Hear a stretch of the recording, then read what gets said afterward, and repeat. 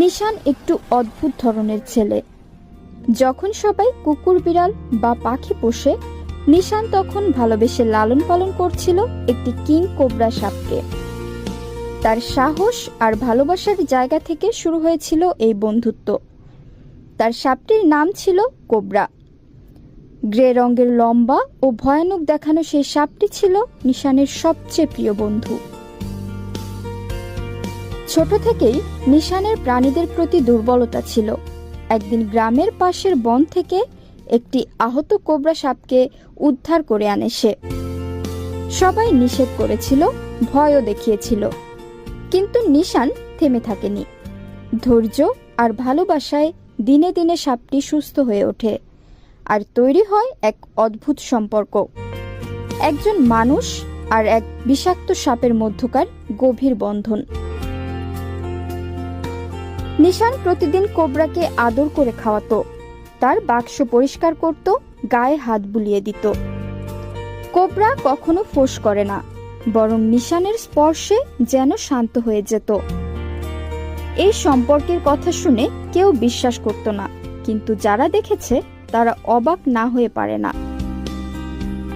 একদিন আষাঢ় মাসের এক দুপুরে আকাশ অন্ধকার করে বৃষ্টি নামে। চারপাশে ঝিরঝির করে জল পড়ছে, মাঠ ভিজে একাকার। নিশানের মাথায় তখন একটাই চিন্তা, আজ কোবরার সঙ্গে বৃষ্টিতে খেলা করবে। সে দেরি না করে কোবরার বাক্সটি নিয়ে ছুটে যায় খোলা মাঠে। চারপাশে কেউ নেই, শুধু ধূসর আকাশ, বৃষ্টি আর নিশানের উল্লাস। সে মাঠে দাঁড়িয়ে বাক্সটি খুলে দেয়। কোবরা ধীরে ধীরে বেরিয়ে আসে, তার শরীর ভিজে চকচক করছে। বৃষ্টির ফোঁটা গায়ে পড়ে সে যেন নতুন প্রাণ পেয়েছে। নিশান কোবরার দিকে হাত বাড়ায়, কিন্তু আজ কোবরা একটু দুষ্টু মেজাজে আছে। সে হঠাৎ নিশানের দিকে মুখ বাড়িয়ে দেয়, একটা হালকা আক্রমণের ভঙ্গি। নিশান সঙ্গে সঙ্গে সরে যায়, হাসতে হাসতে বলে, কি রে, অভিমান করছিস নাকি? এরপর শুরু হয় তাদের খেলা।